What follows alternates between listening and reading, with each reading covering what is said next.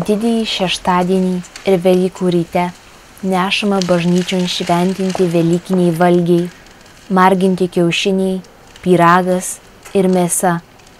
Tas daroma tam, kad šeimos nariai, paragavę šventintų velykinių patiekalų, būtų dori, geri žmonės, tarpusavyje nesipyktų ir kad namuose nuolat būtų ramybė ir broliška santaika.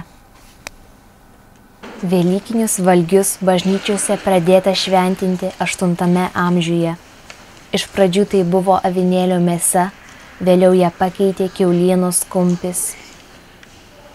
Kiaušinius šventinti imta 12 amžiuje. Ilgiausiai, kai kur ir dabar, šis paprotys išliko Dzūkijoje. Kasmet velykiniai valgiai yra šventinti Punske ir Seinuose.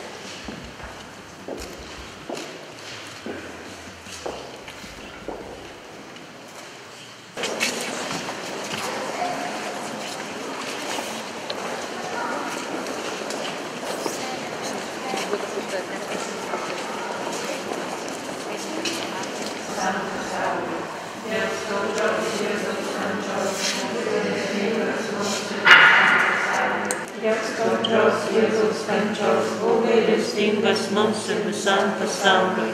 Dėl skaudžios Jėzaus kančios, būk gailestingas mums ir visam pasauliui.